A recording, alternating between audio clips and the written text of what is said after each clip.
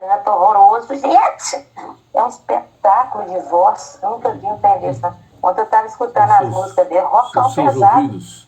mas que lá no fundo tem umas palavras que nossa mãe, toca na gente, tá? É, ele é um amigo meu desde a infância, assim, de infância, minha adolescência, que eu digo, a gente estudou junto, a gente sofreu bullying junto. E aí a gente trouxe ele para estar partilhando com a gente, porque na hora que ele ficar famoso, não dá tempo pra gente, não. Vamos aproveitar agora que nós estamos em ainda, que depois que sair daqui já era. Esse menino, ele vai para o The Voice, né, Lisandro? Vou nada. Então, gente, bom dia, né? Quero aqui, mais uma vez, aqui agradecer a Márcia aqui que convidou e na hora que ela fez o convite eu falei, pô, não tem nem como negar, porque hoje é até aniversário do meu sobrinho Pedro, eu tava com ele aqui, ficava o dia inteiro com ele, mas na hora eu falei, não, o Lalado entende bastante disso, desse universo. Eu vi que não era uma coincidência, né? Porque tudo tem um propósito, né?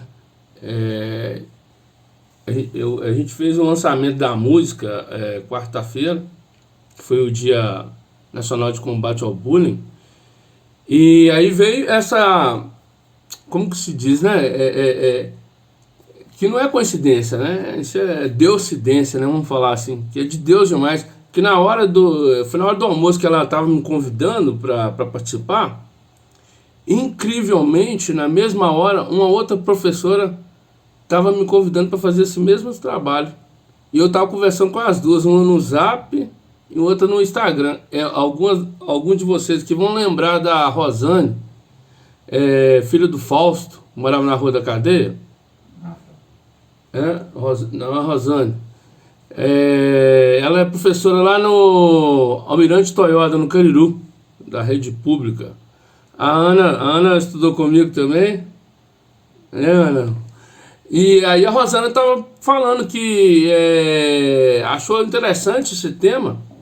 E aí a Márcia e a Rosana ao mesmo tempo falando as mesmas coisas, né? Uma aqui em Apim, a outra lá em Patinga. Eu falei, bicho, isso não é coincidência, não tem como, né? Tudo tem um propósito. Então, pra gente começar assim, adentrar dentro desse tema assim, eu queria primeiramente saber quanto tempo eu tenho aqui para poder falar, se vai ser pergunta e resposta, se vai ser um breve comentário. Márcia, você podia me situar aqui? Ô, Amado, então, você tem cerca assim, de meia hora para você estar falando. Mas vamos interagir aqui?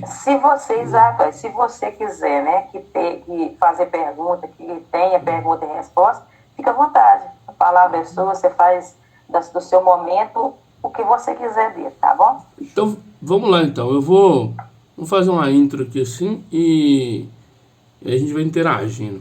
Não, Maria.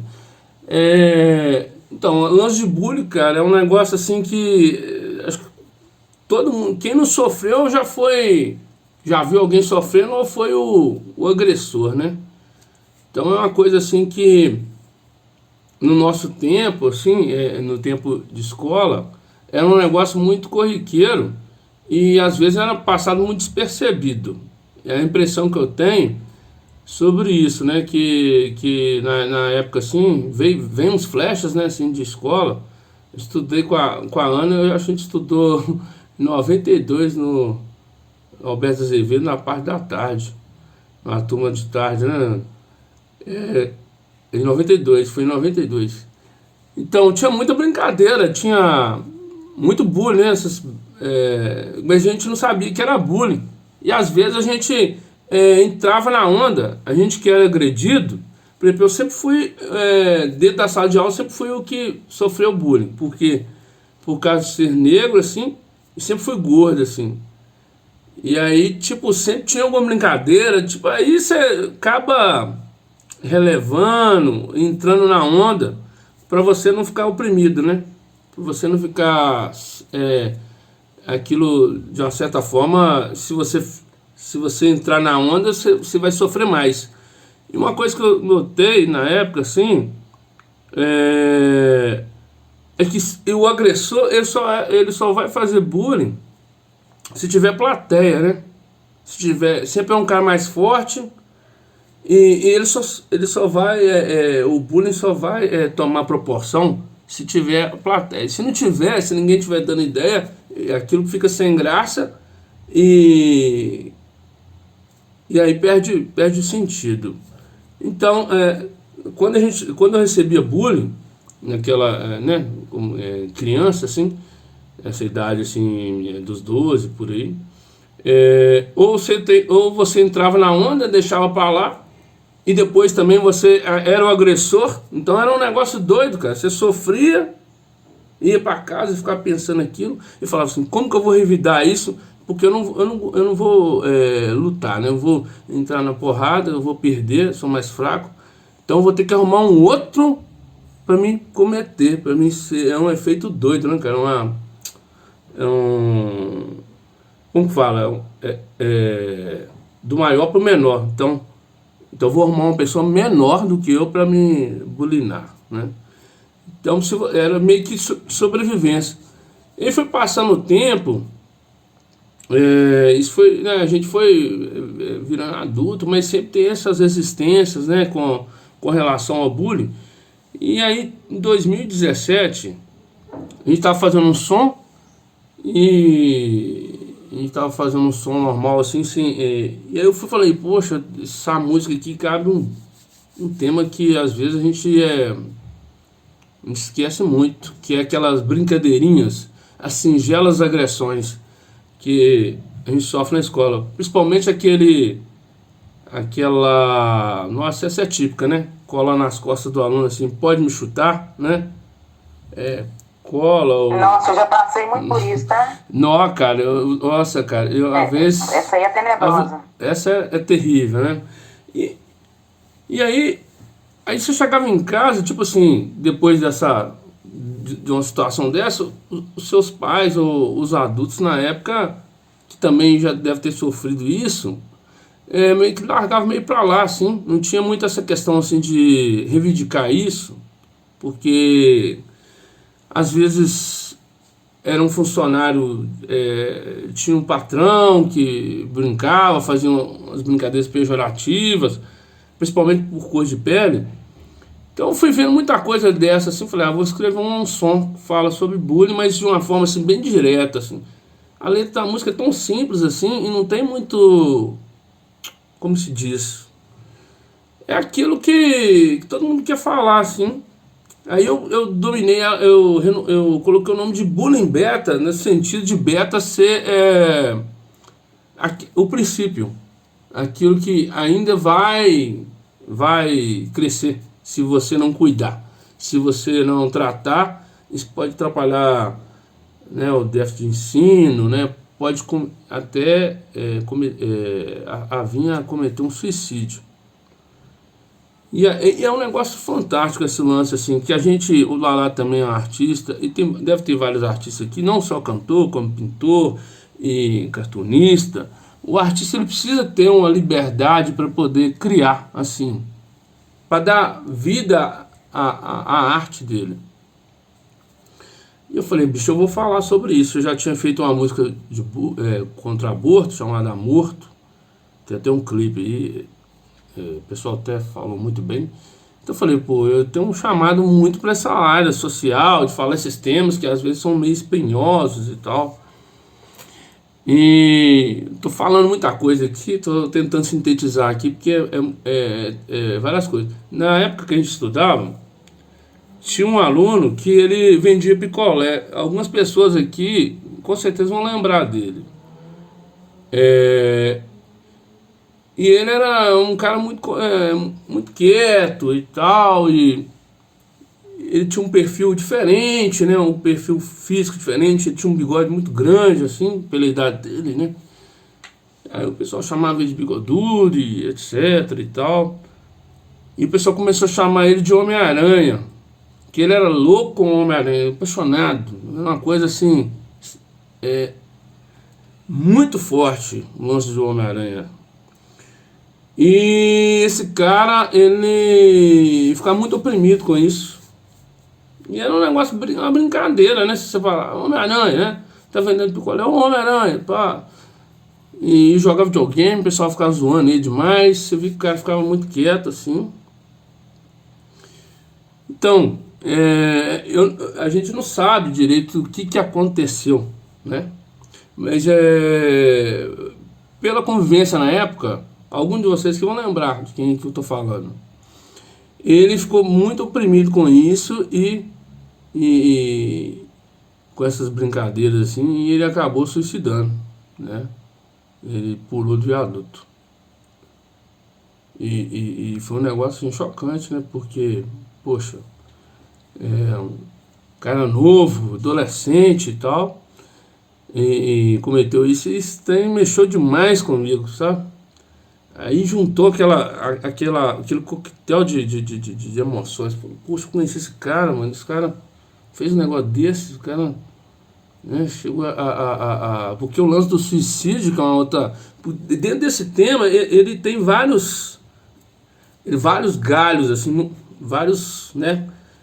Violência infantil, homofobia, preconceito racial, regional, né? E aí vai embora. Pô, o cara acabou suicidando e com certeza esses bullies aí ajudaram a dar aquela proporção, aquela coragem, porque eu me lembro que algumas testemunhas que presenciaram o suicídio dele, porque o cara quando vai pular de um lugar, esses caras que chegam na ponte assim, ou no viaduto, e ficam assim, eu vou pular, né? Eu vou pular. E esse cara ainda tem jeito de você salvar, né? O cara, esses negociadores aí, a gente vê isso em jornais, em filmes, um negociador ali tratando ali daquela questão ali, né? Para ele não cometer o ato. Mas o lance desse cara foi assim, algumas pessoas estavam no viaduto velho, viram ele andando assim e já chegou e foi pulando. Tipo assim, foi um cara que já estava determinado para cometer o crime, para cometer o suicídio, né? O que eu quero falar com tudo isso? Às vezes um negócio que é uma pequena brincadeirinha, ele vira um monstro, né? E nesse caso aí, eu não posso afirmar, mas eu tenho assim uma certa ideia de que esses bullying, essa quantidade de agressão, engraçado não, interessante que ele não tinha agressão física, mas era só xingamento e essas brincadeirinhas mesmo que levou a isso. Então esse ato, assim, essa história, né? Isso também ajudou a fomentar em mim assim, uma necessidade de estar levantando esse assunto, né? A música é o de menos. Eu acho que a música é uma parte artística de menos. Eu acho que o tema é muito mais relevante. É o que está fazendo a gente estar junto aqui nessa manhã de sábado falando sobre isso. E quem acompanhou, alguns amigos que me acompanham assim, sabe que teve uma relevância assim, em termos de mídia, né? Porque a imprensa também é muito sensacionalista e quer também ter matéria. Mas quando eu estudei publicidade e propaganda na Unileste e tem alguns amigos que são da área de comunicação, falou, bicho, nossa, que massa, vamos fazer uma matéria e tal. E aí um falando com o outro, tal, acabou dando uma série de reportagens sobre a música e sobre o tema.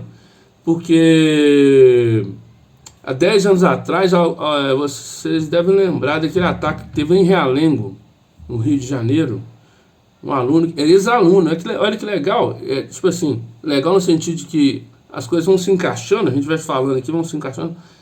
Ele era ex-aluno que sofreu um bullying na escola, ele tinha 23 anos, acho que é o Wellington o nome dele, e sofreu um bullying na escola, nessa mesma escola.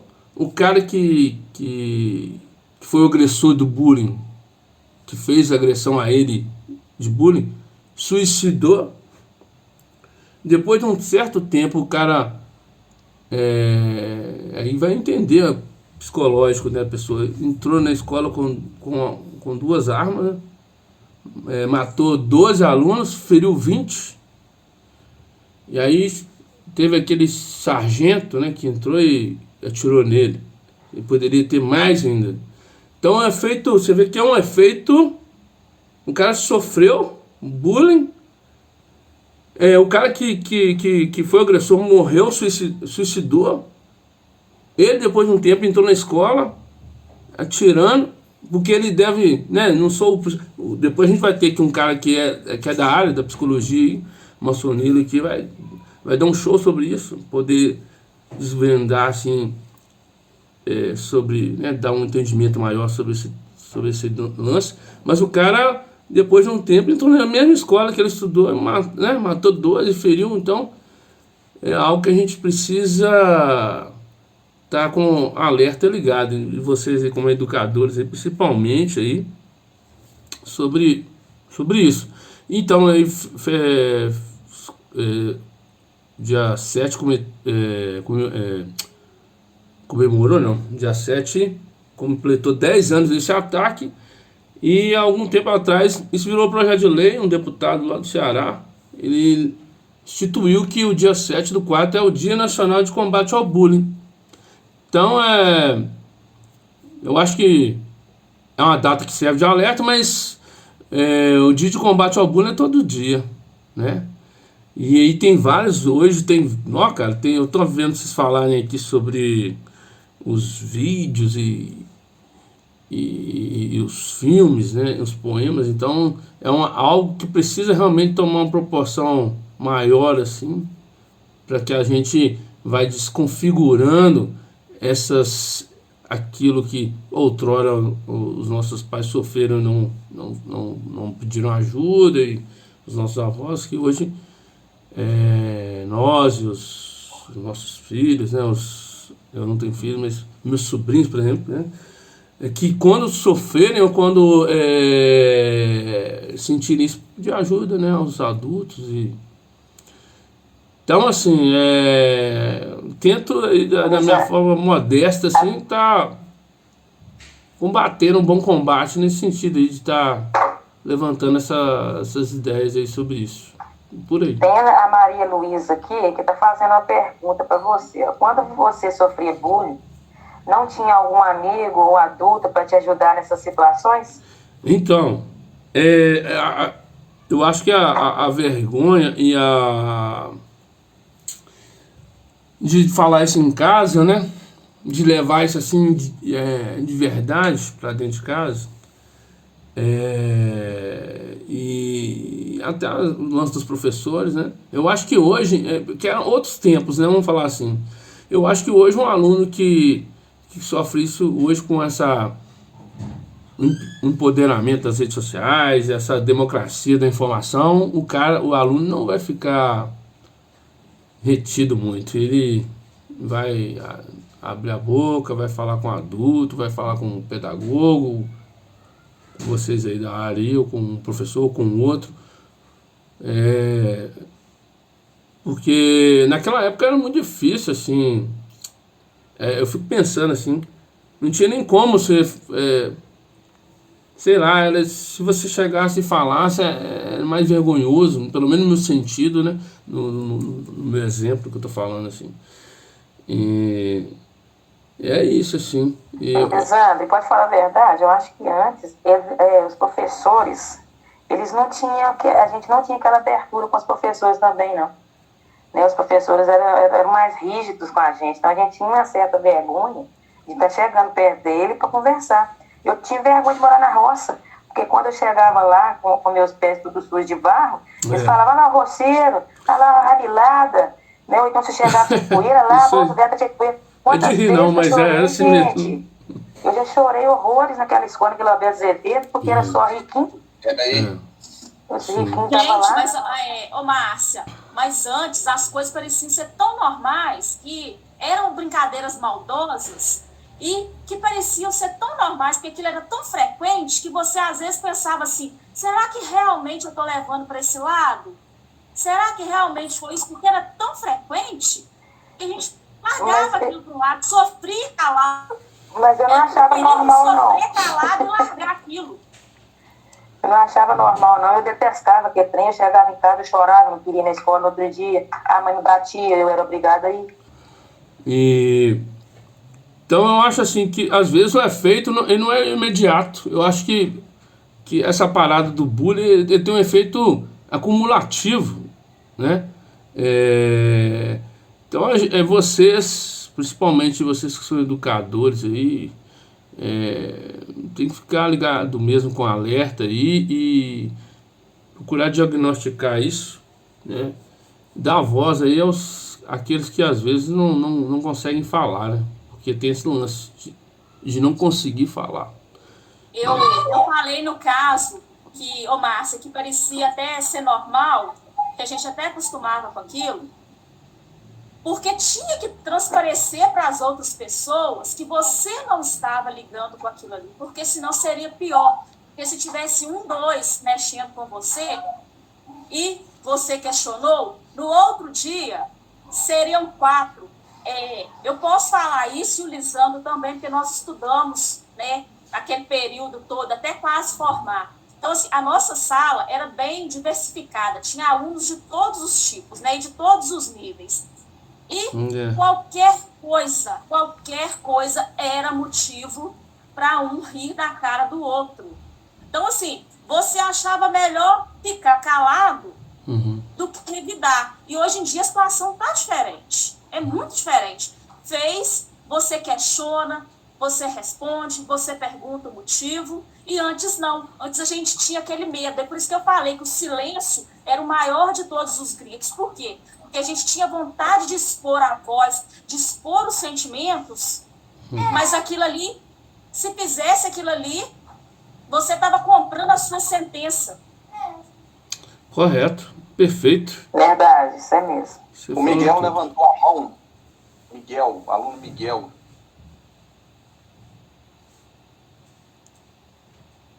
Pode falar, Miguel.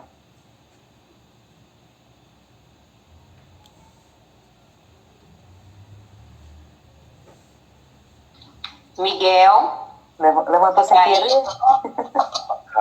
Ô, gente, um comentário rápido aqui. Quando eu cheguei do Januário, né? Eram 8 quilômetros a pé também. Prazer em encontrar um grande amigo. Ela que tá ali, rapaz. Agora que eu te vi. A Lisandra é amigo de muitos anos.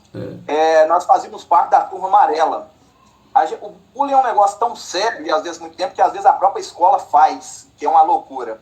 Nós éramos separados em turmas quando eu comecei aqui. Aí você tinha turma 1, turma 2. Turma 1, 2 era quase sempre, era colocado não os mais capacitados, mas os privilegiados de Inhapi na época.